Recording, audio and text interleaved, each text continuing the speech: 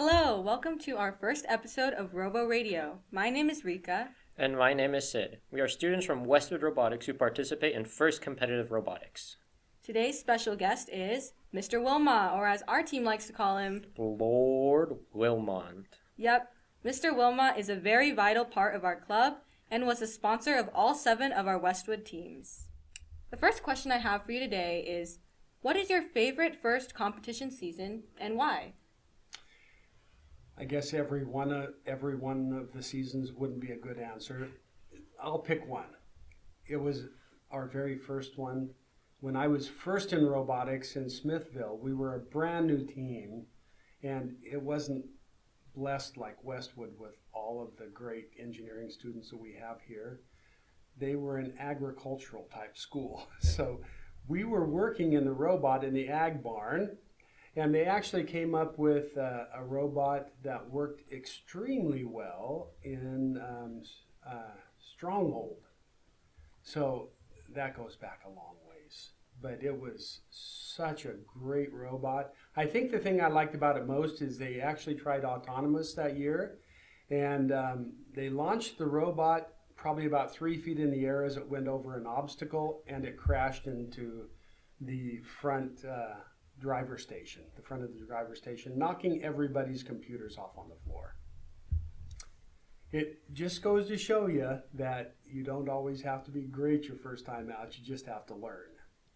That must have been quite a season to recover from. It was.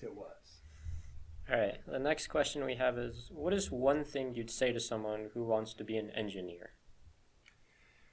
I would say probably mellow out a little bit. You know, you've got a lot of time to learn what you're going to learn. You've got the 4 years here at Westwood if you're in an engineering or a robotics track. You've also got 4 years of college at least. So you're going to get all the smarts that you need, right? The thing that you need to really work on, and a lot of our business professionals that we talk with that help us out with our engineering classes tell us it's the soft skills that they have the hardest time with. And soft skills are things like communication, collaboration, working together in a team, those type of things. Sometimes when you're so hyper, those soft skills don't get emphasized well enough in what you do. Yeah, I definitely see the struggle with learning soft skills as someone who, wants to get into the field. And we would like to know, how did you get to where you are today? Oh, what a circular path. Way back, just past the time where dinosaurs roamed the earth, I got out of high school and went into what I thought I wanted to do at the time, which was nuclear engineering. And then I spent a little bit of time out at a nuclear site and went, oh, I can't do that job. They were loners in a room all by themselves watching a nuclear reaction happen on their gauges and so forth. And you know me, how much I love to talk to my students. That just wouldn't have worked out. So it kind of put me in a tailspin. And for about, it had to be about 20 more years, I was trying to figure out what in the world I wanted to be. And then I went back to school, got my degree in mathematics. And as I was teaching math, I got asked to be a robotics sponsor in Smithville.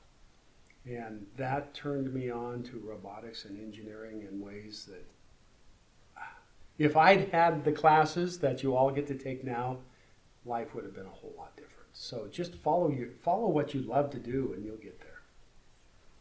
All right. The next question we have is, what do you think are the most important skills that FIRST teaches us? Oh, the hardest skill is gracious professionalism, right? Of course. Because we're all so busy trying to get the robot running that sometimes we forget that people are people. And so I love that skill, the gracious professionalism that it teaches. However, I think problem solving is huge. Wow, every year with you not knowing what the game is going to be until January, and then you've got to start and build, get it designed and built in a short order. Problem solving and critical thinking is huge. And then I guess probably the last thing I would say that it really teaches is perseverance, because the robot never works the first time. And so you just got to learn to do the iterative process, which is what engineering is all about. The first one doesn't work, we go on to the next one. We try to make something different and see if it'll work that time. So those are the three things I guess I would say. Yeah, I think our teams can definitely attest to having to do a lot of iterations. Yes. And our final question for you today is, where do you see the robotics industry going in the future? Oh, my. It is just it's straight up. It's the amount of jobs is going to be intense. Everybody says that robots take people's jobs. That's not true. It makes some jobs obsolete, and it makes higher thinking type jobs the jobs that you would get, because someone has got to program the robots, someone has got to fix the robots when they don't work, and that as things become more automated and robots are more and more in demand, the people who can work on robots and program robots are going to be much more in demand. Yeah, I guess we'll just have to wait and see what happens, I won't guess we will. Well, thank you so much, Mr. Wilmot. We really appreciate you playing such a key part in the development of our club. You're one of our, most beloved mentors, and you're such a vital part of our program. And we're excited to see what the future holds for our club. And, we hope, we'll be able to collaborate for a long time. That's my hope as well. And with that, we have reached the end of our podcast. Thank you for your time again, Mr. Wilmot, and we'll see y'all next time.